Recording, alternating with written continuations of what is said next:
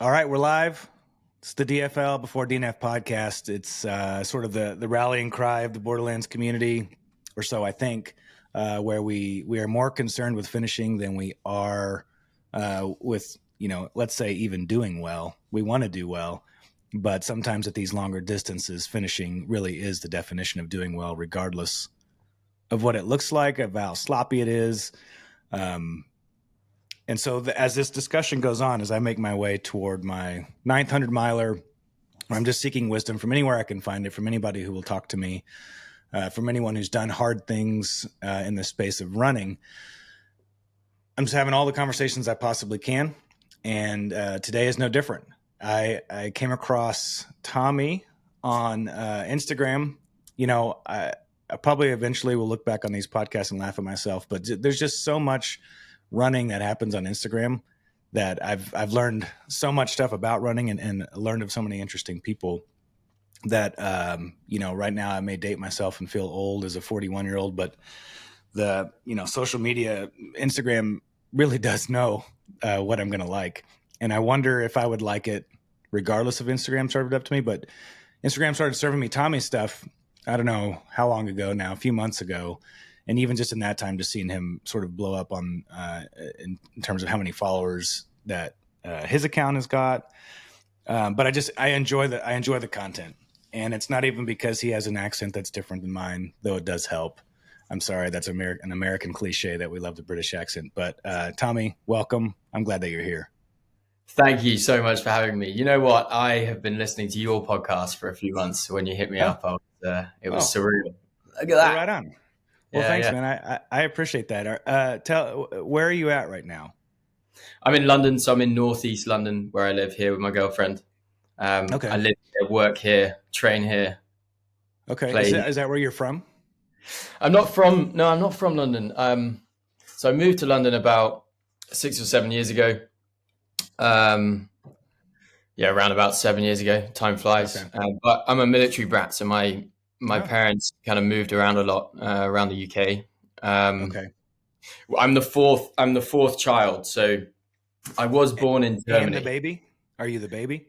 I'm the baby. Yeah. Okay. So once they had me, then they stuck around in the UK. So we didn't move. It was less interesting, but okay. Yeah, I've lived kind of all around England, really. But yeah, London's my home because as a military brat, you kind of move every 2.5 years or so. So okay, so that's very much like an American military brat. They're every 2 to 3 years, going all over the place.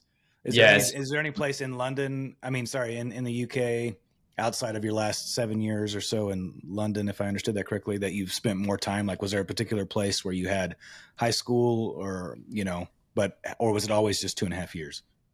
Yeah, I mean, I spent a long time in Oxfordshire in the Cotswolds, which is where I went to school. So as a military kid, you get like a big bursary to be sent to boarding school. So I was sent off to boarding school for a while. But this is the longest. London is the place I've lived the longest. Yeah. So. Yeah. How does that feel? Like, and I asked that because we're in the process of, gearing up to move to France, and I've got 3 kids, 4, 7, and 10. And, we kind of look forward to the idea of exposing them to new places and sort of like the destabilizing of that, hopefully in a good way, hopefully like, mom and dad are there stabilizing, but we're going to kind of go do some adventure stuff. How do you look back on all that moving around? Well, I think like when I talk to my siblings about it, I think a few of us anyway, we really feel like we have itchy feet. So I think you just get used to moving, and actually your struggle is staying in one place for a long period of time. Once I get past like 2 years, I'm sick of a place and I need to move. So I've moved even in London, I've moved around. Like really, yeah. Did you end up doing any military service? I did a little bit of reservist work. Yeah, when I was younger, I actually did want to join the military, and then I realized I have a bit of a problem with authority. So. It didn't really suit me. Yeah. So yeah. That's I'm also the baby of the family, and I think that I don't know that that's the only thing that contributes to it, but it absolutely contributes to it. Yeah, I think you're I think, well, I can speak for myself. I'm a bit of an attention seeker. I think most will say that. That's awesome. Okay, so where does running come in to your life? I mean, were you a runner? And forgive me, in the UK, would you call it high school, like ages 15 to 18, like whatever that is when you're in school? Are you running competitively then? Yeah, so we tend to call it like secondary school. So yeah, Okay, primary school and then secondary school. Got it. I really wasn't actually. So I was big into my rugby as a kid growing up. So from the age of What position did you play? I was a scrum half. So a scrum half is the position that is always shipping the ball out of the scrum. So if you ever watch rugby, wherever there's a scrum or a ruck, which is just where there's a pile of men or women, if you're watching women's, the little person at the back who like shifts the ball out. That's nice. me. Okay. So you always got to chase the ball. So actually, to bring it to running, I guess when it came to sport, I was always the one who kind of had the engine. I prided myself on, chasing the ball if I lost it. Scrum half, you're always following the ball, so you're probably running the most distance in a game, actually, now I think about it. So maybe that was the birth of my running career. But I definitely was not a runner until I left school. So I was, obsessed with running, obsessed with rugby, loved rugby, but I didn't understand running without chasing something. Like why would you run for the sake of running? It made no sense to my young mind. So yeah, I left school, and I think, when I left school, I had what we out here call a gap year. It's basically like a gap between your, your school career and then going to university if you do that. Is that a common thing in the culture, or is that just like some do it, some don't? Some do it, some don't. It became really popular like a few years ago to take a gap. I did that because I didn't really know what I wanted to do with myself. So, like in that time, I was working as a lifeguard, and one of the like duty managers or whatever, he actually ran a triathlon business, like a triathlon events business on the side. Okay. It was a fairly successful local events business. He was like, you should do a triathlon. So I started training for that, and I guess I've always, although I didn't like running myself, I have always admired people who like endurance people. There's something about endurance that makes me well up a little bit. Just the idea of someone pursuing something you can't see or understand. So got a little bit into triathlon, like dabbled in that. And then I went to university, and from university, basically I had a choice. Either I'd get back into rugby, or I would carry on with this like new love I'd found for endurance sport in triathlon. And I don't know what the culture is out in the States, but here there very much is, I would say it's a problematic culture in university sport, where you have like initiations and a very kind of laddish culture. And it's not just the men's sports that do it, the women do it too. It's kind of very, it's just a bit, it's not my cup of tea. Forced to equivalent to like, here we might call it hazing. Is it like, are you talking about like, for lack of a better word, like a sort of like the seniority, the people with like who are established there are kind of beating up on the newcomers? Yeah, and like what happens is that, what you might call the freshmen, we call them freshers. The freshmen are always the victim to whatever the year above wants to subject them to, and they've got this resentment from the year before, and they always want to up the previous year. So it happened to us, so it's going to happen to you. Anyway, that didn't excite me being part of that. I wanted to play rugby. I didn't want to do that. So I basically had a choice. Either I'd join the rugby squad and go through all of that, BS, or I would join the triathlon team. And the triathlon club was just, actually, it was novel to me. It was something I'd found maybe a new identity in, this kind of idea of endurance sport. And they were just far more welcoming. They cared more about like lifting each other up, and there was respect. Yes. Like if someone did an Ironman, it was just like, oh, awesome. If someone ran a marathon of whatever time, it was just like encouragement. So I definitely slotted into that group a lot better. And I guess I really, through that, I enjoyed the pursuit of like hard things, like getting up super early in the morning for a 2-hour swim on a Wednesday. I wasn't always there. I wasn't, wasn't the most militant trainer or athlete, but I liked the pursuit of getting better at that. And it came kind of naturally to me. I'm not like huge on cycling or swimming, but I really liked the triathlon vibe really. And then from there, once you start, I left university, and once you get busy, then doing 3 disciplines is a bit difficult. So I've always admired the Ironman, like the Ironman training. I can't even fathom training 3 sports. Yeah, like I think maybe one day I'll sort of get back into do something, but yeah, it's just a lot, when you're trying to balance everything. So it just became two of the disciplines were dropped basically. And I still, I'd still do a bit of bike packing every now and then, and I can swim if I'm cross training. I can, Triathlon Club really taught me how to swim a lot better. So definitely a better swimmer because of the 3 years I spent at university doing that. But what did you study at university? Well, I actually was a lost sheep, didn't know what to do. I went to university thinking I would do like fine art, but I thought that was useless. So I went and did an arguably more useless degree, and I did history of art. So instead of doing the art itself, I just like studied the history of it. So I don't know. You could teach it, right? Like there's a path to teaching. I guess there's a path to teaching fine art too, but yeah, anything, I don't know, anything that seems non-transferable just leads to a path of teaching that non-transferable.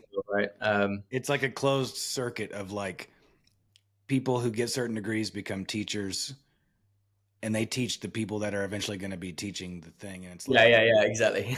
Not to shit on those people too much, but there's this reality of like, and maybe we're just thinking similar. Like I'm looking for something like I can go practically do in the world.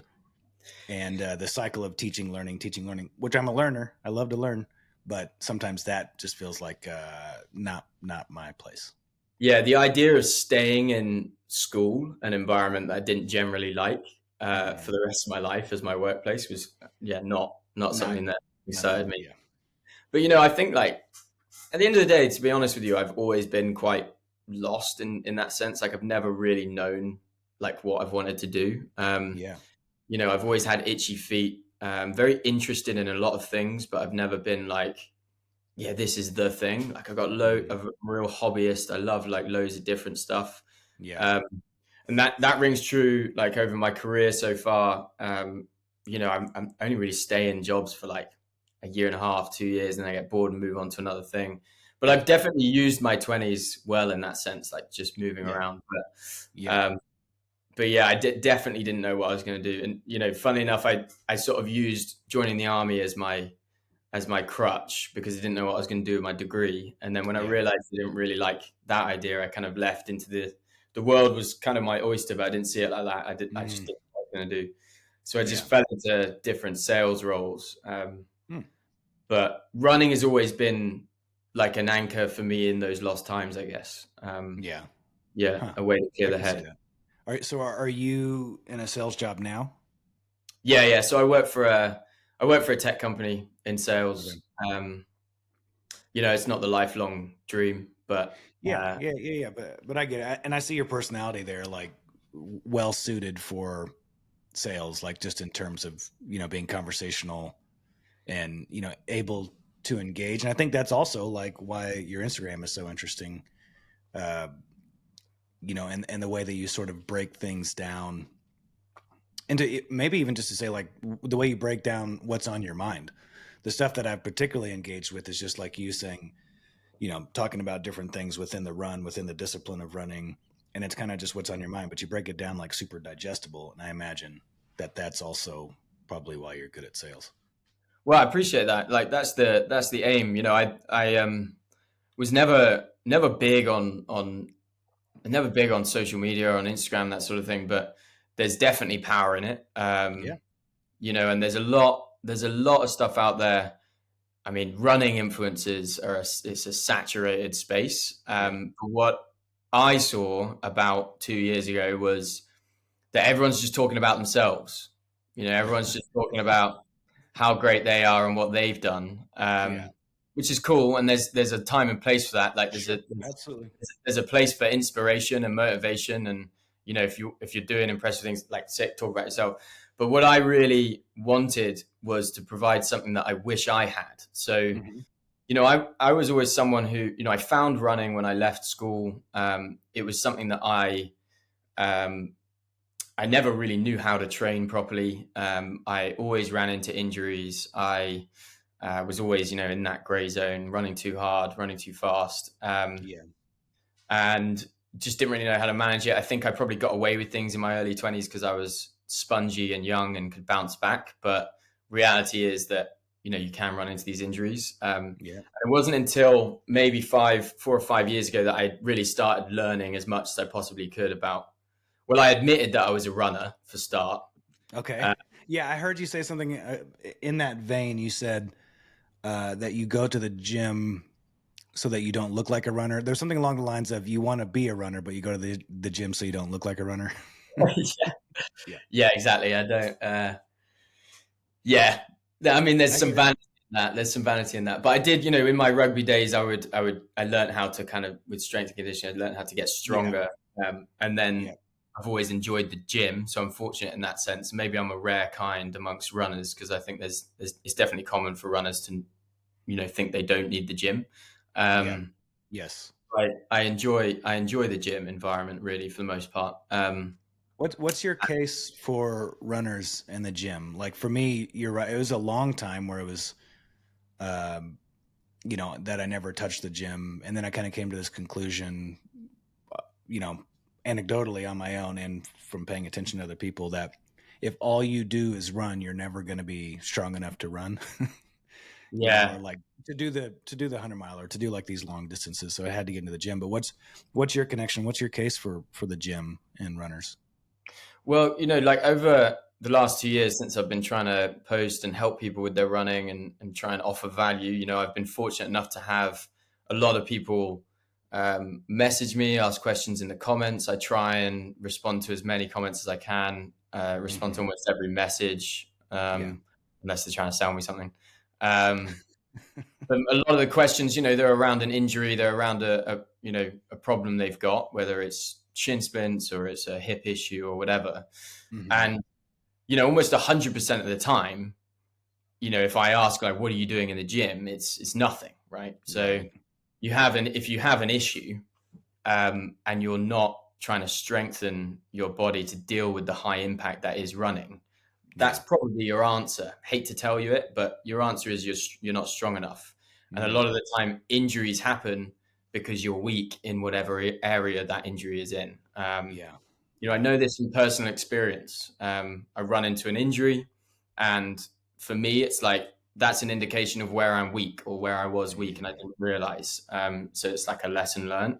But yeah, definitely, you know, my case for strength training would be that ultimately we now live lives that are very different from, you know, let's say our ancestors who were always on their feet, not sitting on chairs, not kind of sitting on sofas. And they would run a lot, but they'd also do a lot outside of their running. We are very different in that sense. We will, for me, you know, I have a desk job. I am fortunate to have a standing desk, which is great. But a lot of the time I'm sat down, you know, I'm not doing much. And then you'll go out for a mad run. And you're expecting your body to be able to deal with what you're trying to put it through. There are some who really get away with very little strength training. Lucky for them. There are some who don't. But I think everyone needs to implement some sort of functional strength training that actually kind of contributes to the very natural movement that is running and builds the endurance, builds that strength. And, you know, if you just want to get better, you want to run longer, you need that endurance, and it's the latter half of an endurance race or whatever race, whatever level you're at. It's the latter half where you lose your form, you start running in ways that really doesn't benefit your body, and your body uses the path of least resistance. So wherever there is like a weakness, if you've got a weak muscle somewhere that's essential for good running form, your body will just sacrifice form to not use that muscle because it's weak. Yeah. So you want to make sure everything is strong, so that when you're in those last stages, you've got good form, because all of the muscles you've trained up have that endurance, and so you're not going to have those injuries because you're not running in a weird way and that sort of thing. So there's a case. I was about to ask a question that now feels obvious after you say that, but it's like late race. I'm very much like this, like trying to get to the 100 miles, and I think my question was going to be, well, if I'm stronger, would I stay up? And I'm thinking, well, of course. Like based off what you're saying, it's like this happens because what you're saying, if I'm hearing you correct, like your muscles have sort of like given up, or there's nothing left in them, and so just stuff starts to go. Like my core is pretty strong, so my core never really goes anywhere, but my shoulders and in the middle of my upper back, those are the things that just are in awful pain. Let's say starting 40 to 50% of my way through a 50 miler or 100 miler. Oh man, I'd absolutely argue that running is a full body sport, especially ultra running, especially the really long stuff where you're carrying a lot of weight. But even if you're doing a mountain race of like 100+K, more than sort of 60, 80 miles over the mountains, and you're carrying a lot, you're going to need that upper body strength. And it's for those endurance reasons. Like, I did Val d'Aran CDH, which is a UTMB race, in the Spanish Pyrenees. The last like 5K, do you know what, man? It's just so hard. So in the mountains, obviously, sound echoes across the mountains. So sure. You've got the famous bell at the end of this UTMB race, and you can hear it in the valley, in the like down in the bottom of the valley in this town, and you can hear it ringing, and you're thinking, I must be close. I can hear it ringing, but you're actually about 10 kilometers away. You're a good 6 miles away. And so you go, and like it's the sound's not even getting closer, and everyone's finishing and ringing this bell, and I had the most excruciating pain in my core.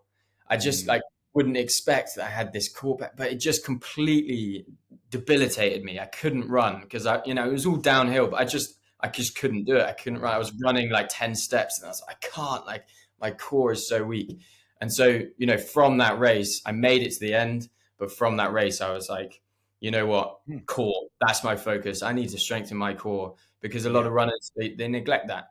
But ultimately, when you're lifting and driving with your knees, and you need those stabilizers, that core strength is huge. So it's not just in the legs.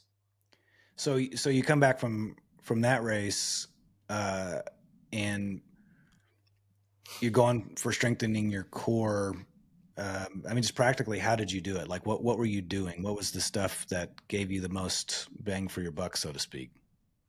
I think like keeping it simple is really important. I think just a lot of kind of plank work, but also leg raises. So, a ton of kind of hanging from a bar and lifting those feet, with completely straight legs, lifting them up and rolling them down. Just a ton of that is going to really help. Whether it's just driving with bent knees, or whether it's with full straight legs, just having that at the start of your workout is really important. The reason I say start of your workout is I've seen often people kind of they'll do some core stuff at the end, which is great. If you're pretty dedicated, you can do some good core stuff at the end. But I don't know about you, but at the end of my workout, it's pretty tough to like get something done. I might skip a set, or just sort of finish a couple reps shy. But if you're nice and like pumped, if your focus is your core, I would say start your workout with the core, so that you're nice and fresh with that. And just do a lot of it, but it will strengthen. It's not too complicated, and crunching it right up as high as you can go. But that's helped me, and I haven't had any core issues, touch wood, since. We'll see. When was that race in the Pyrenees? Was it 2021? Okay. I think it was 2021 or 22. Yeah, a couple of years ago. But that was my first proper 100, like north of 100 kilometers. Okay. So, and it's a really tough one, actually. I think, it's bad. You gotta forgive me for, metric conversions, but that's okay. It's ultra runners are the closest thing America has to someone who knows, like we know kilometers kind of, because we run 50Ks, which is like 31 to 32 miles, or maybe 33. I don't know. See, it already falls apart. Or 100K. Yeah, I think in running you get used to certain distances. Yeah. Right. But yeah, it's about 6,400 meters of elevation gain. Okay. So, nice. It's pretty good. That's a beast. Yeah. And that's what gets you, right? I think like a lot of people that talk to ultra runners, they don't understand it's the vert that hurts.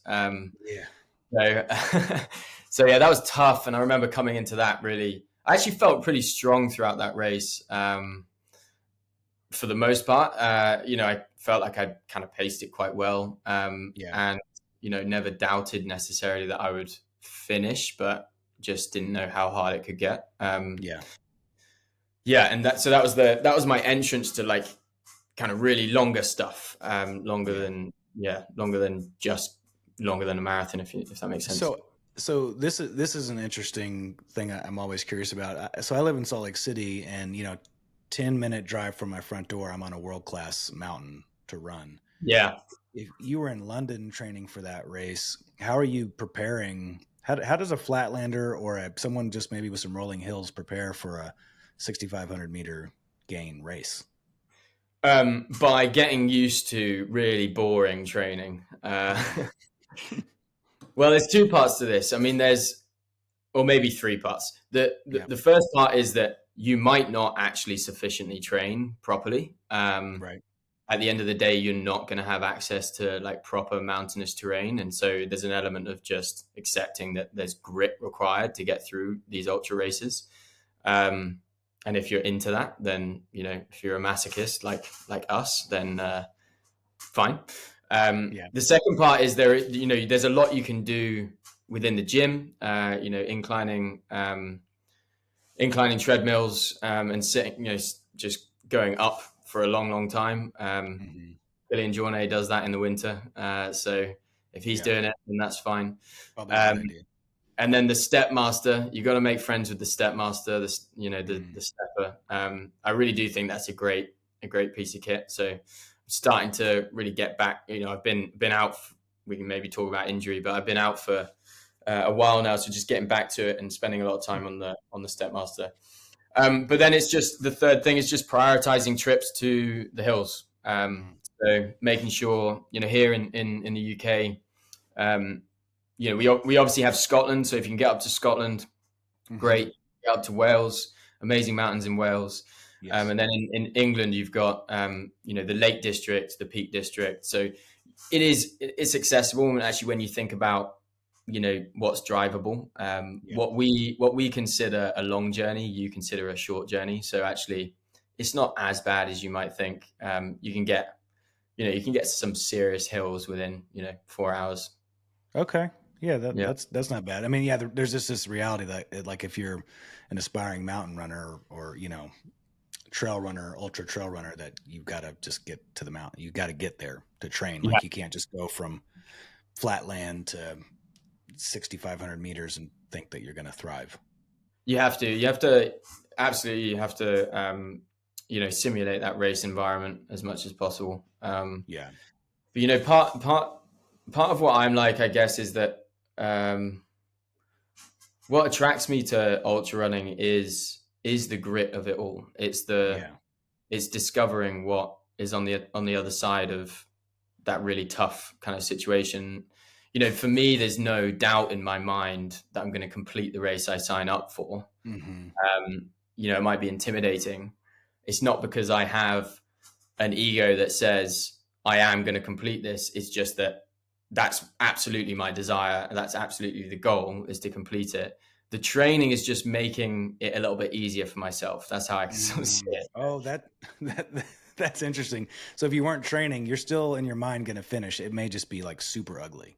Yeah. Well, it's always ugly. I've done I've done a few distances now that I've underestimated, and I would genuinely say one of my hardest races was it was a 100k in kind of near where my parents live, actually in the southwest of England, in Wiltshire. Okay. Quite hilly, but not like a proper mountain race. We're talking just over 1,000 meters of vert. Okay. So, yeah.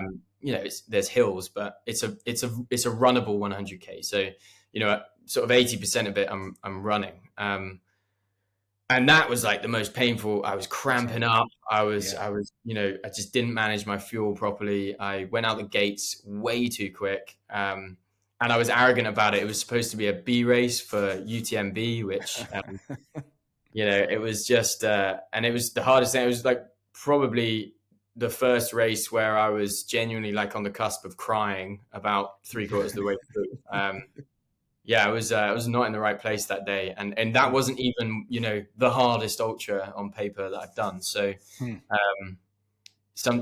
never underestimate an ultra. Yeah.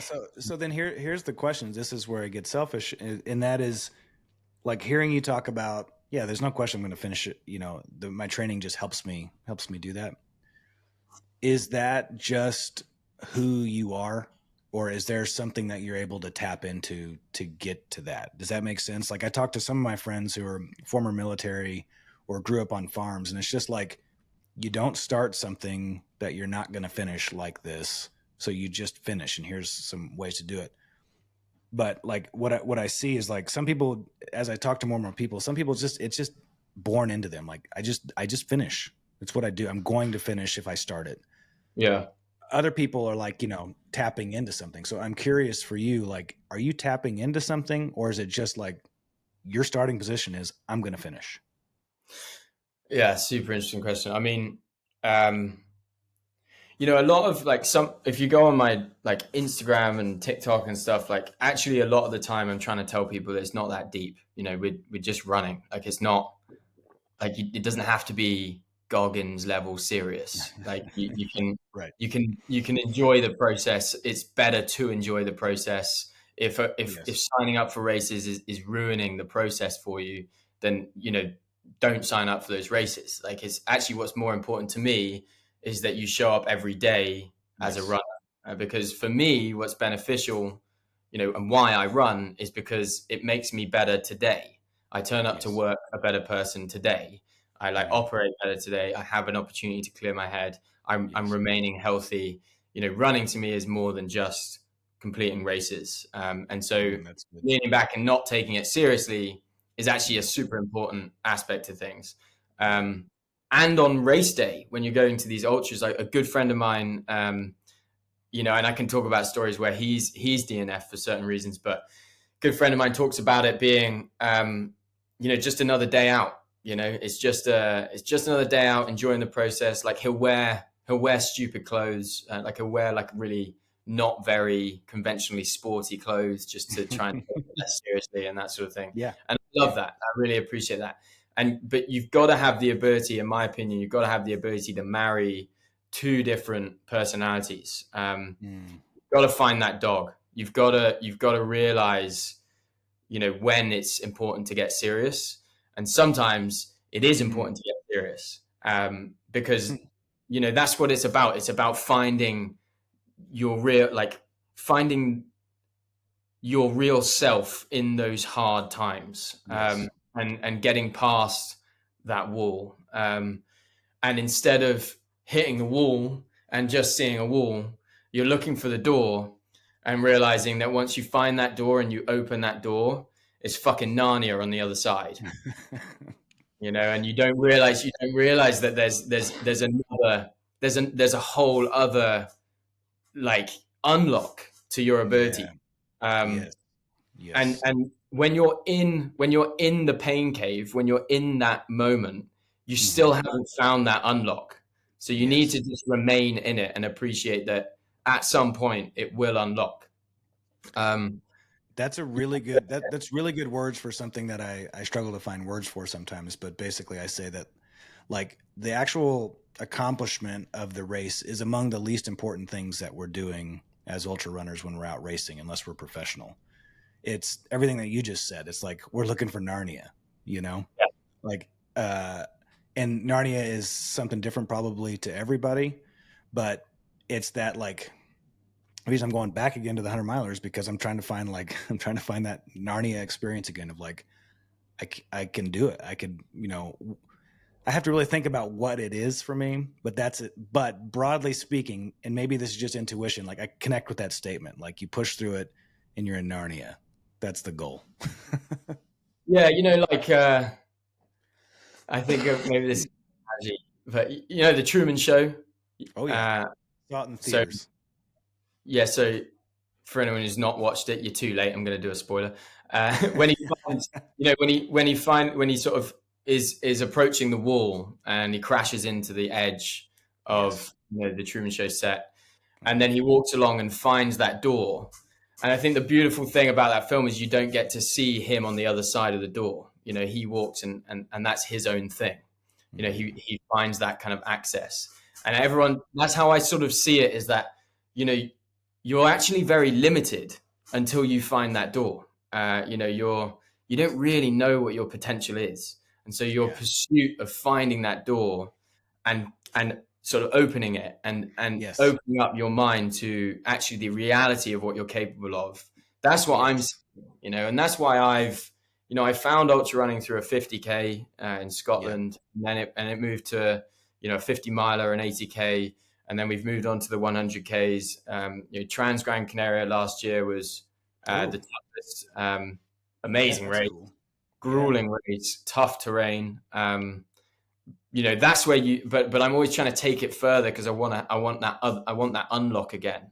You know, it lasts with you as well. You kind of take it home with you, where you feel a little bit more settled in yourself because you've unlocked something. I think, and you know, absolutely. I think as long as you have the desire enough to really find that, you can dig a bit deeper. But you have to, in order to find that the key and unlock that door, you have to find the serious side of yourself.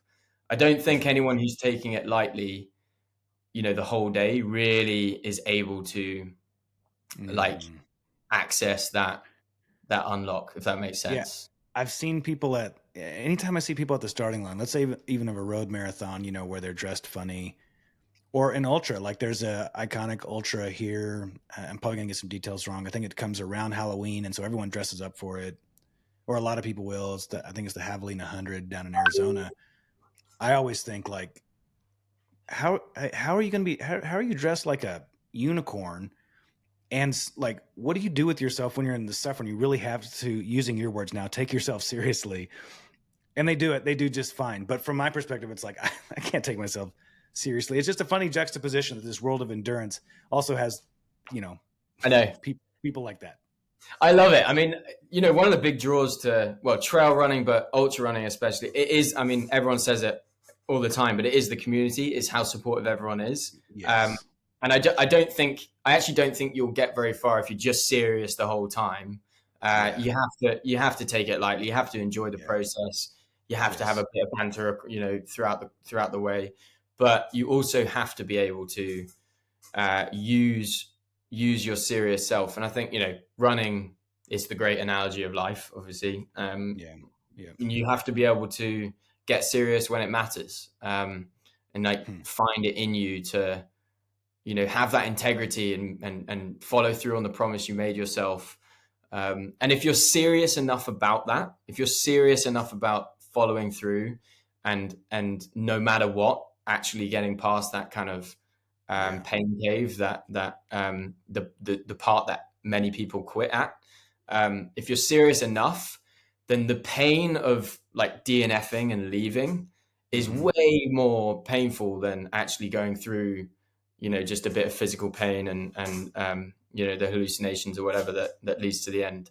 The satisfaction of the end is far more satisfying than whatever you're looking for in the respite or whatever. It's more satisfying than, you know, I'm trying to say the pain of leaving is actually greater than what you're going through. All right, I'm going to quote something a buddy sent me, but I have to look on my phone to get it right. because he just sent this yesterday, but it's in the vein of what you just said. The headline is, at the Olympic Trials Marathon, DFL means pain over regret. So talking about like the willingness to stay in until the end, like your trade. So life is always about trade-offs. So shout out to Finn from Single Track for sending me that. It's always trade-offs. So what you're trading, in the end is temporary pain over long-term regret. Yeah, like for sure. Able to stay in it, keep your head in it. Yeah, and like that's the serious side. But I know that, I listen to you talk about, your experience with the 100 miler, and, you may be less serious and, pretty relaxed about your DNFs. And I think that's cool. I think like you're a humble guy and you're like, look, I've got these DNFs, but I think my challenge to you actually would be, I think you've run longer distances than me, but my challenge to you would be, are you like wrapping up some sort of identity in that? Is there a level of actually, I've got this narrative that is, I'm using your words, but mm-hmm. I'm the worst 100 miler, out there. I'm yet to be defeated on that, 7 DNFs or this. How much are you wrapping up your identity with that? How much are you okay with that? Mm-hmm. And actually, how much do you want to let your serious side out and say, that's not okay anymore. We're going to say goodbye to that guy. And we're going to actually override those stats with some serious completion, and some self-pride and integrity. That's so good. This has been a slow-moving aha moment for me over the course of the last few weeks, but I don't have a big ego. I don't mind a DNF. Mm-hmm. What I love is this sport. And so it's like, okay, a DNF, back to the trade-off thing, I'm trading off, other things that I value. I feel like, hey, if I DNF this, what I'm valuing is my family, or what I'm valuing is what I need to do the next week after the race.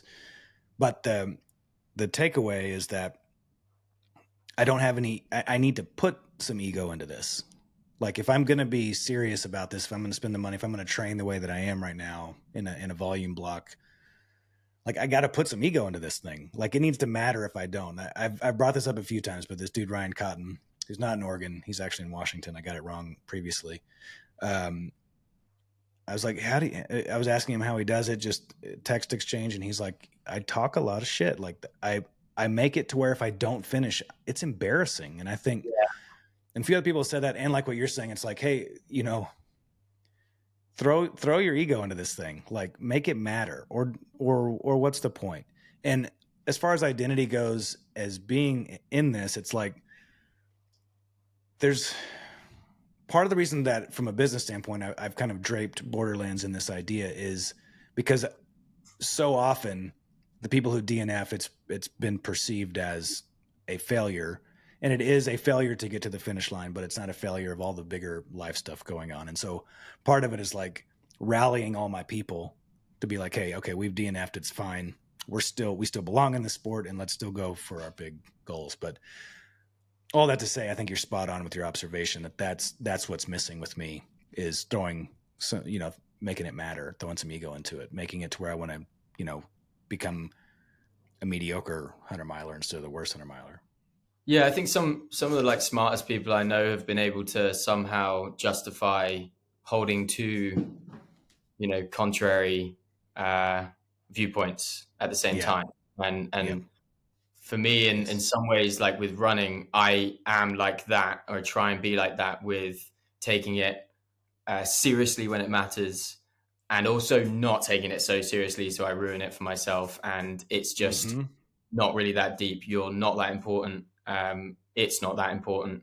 It's actually ultimately all for fun.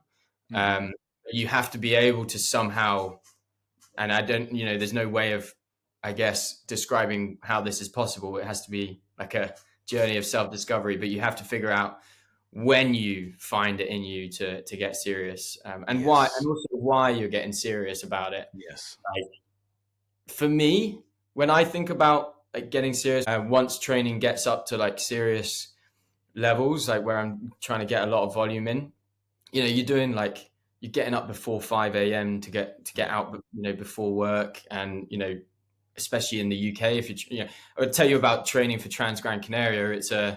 It's a race in February, which happens to take place on my birthday. Nice. Happy birthday, me! Suffering on the mountains. You're a real masochist when that happens. Absolutely. Yeah. So, but what that means is like the bulk of your training is happening through the British winter, which is just like gross, and it's very dark.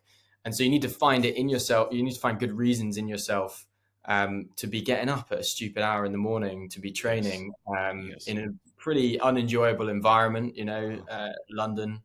And for me, like, I tend to think of it rather than like discipline and finding the motivation. I try and think of it more about like integrity. If I was to make a promise to someone else that I would turn up and run with them at 5 a.m., I would do that. I would be there because it's important to me that I, stay true to my promises. And so why would I treat myself any different? On that daily basis, I've made that promise to myself to get up early and run. It doesn't mean I'm perfect all the time. I'm definitely not, always getting up as soon as I wake up, but it does help me to think of that narrative as like, I've made that promise to myself. I'm going to do it. And I think that all through your training that happens. And then on race day, I've promised myself that I will finish this race no matter what. And so I'm going to do that. And then that's the time to be stubborn. You've got to be stubborn. Yes. Don't let any thoughts come in. And if you're really pursuing a finish, if you're actually really trying to avoid a DNF, I feel like you have to be stubborn about it, and you have to be stubborn with yourself. Whatever narrative is coming in, whatever excuses posing themselves as reasons are coming in, you have to say no to them, and you have to say, we've already made this promise, we've already made this commitment. It's happening, whether you like it or not, kind of thing. Man, that's so good. And I think even just to conclude on this is like summarizing what you're saying, because I've not heard anybody say it quite this way. Maybe the spirit of it has been conveyed, but not this way. And that's your words of like holding in tension, like the fun and the seriousness, because it is my hobby. And most people listening to this, running is their hobby. I'd say 99.9% it's a hobby, and it's a hard one. And we have all our reasons why we do it, but the seriousness and the playfulness, because once the playfulness ends, or once I'm, playfulness has ended by mile 78, but I'll DNF. So it ended a long time ago, but I'm still going, but it's like that serious switch. And I got to kind of think through what that means for me. But I do feel like that seriousness switch, once I flip it on, that's also like turning on the lights to Narnia, or at least the hallway that leads me to Narnia. So I feel like between the tension thing of seriousness and playfulness and Narnia, I think you've given me and all of us a lot to think about. I like that a lot. I'm going to be thinking about that today on my run. Final thought, what's next for you personally as a runner? Do you have anything on your calendar? Yeah, so actually, that race I did in Wiltshire, Race to the Stones, that 100K, I actually got a bit of an injury from that. It was tendonitis in my foot, posterior tib overuse. And so I've been out from properly, full volume training for, a good 7-8 months. So priority this year is to become an ultra runner again. So I did have a race in the Lake District scheduled for April, but I've actually cancelled that, trying to be wise and not sort of overdo it. But I do have Mozart 100 by UTMB. So that's in June the 1st. Okay. Where's that at? It's in the Austrian Alps in Salzburg. Oh my gosh. So it's a beast, it's not quite, it's not quite the hardest 100K out there, but it's tough. Like I say, don't underestimate an ultra. So I think it's like 5,500 meters of so should be a great one. But yeah, really, like, if you're asking my priority, it's just to get back to like full health so that I can start pursuing longer races. And that's important because the thing I love about this sport is that you can do this until you're in your 70s if you take care of yourself. So why not take a year off or slow down every once in a while, because you've got your whole life to do this. Exactly. I'm still young. I only just turned 29, so the races are all there for me. Yeah. I do want to do UTMB before it becomes too oversubscribed. Yeah, man.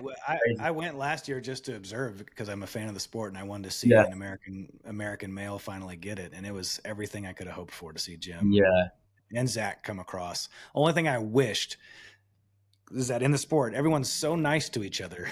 I wish there was a little bit of shit talking between Jim and Zach, but that's not who they are, and that's fine. And that's also why I love them. But man, it was great. It was everything you could have wanted. I kind of wish Zach had gotten it, but to spend the money to go over there to see it, it was great. And I'm hopefully going to be back this year because we'll be living there.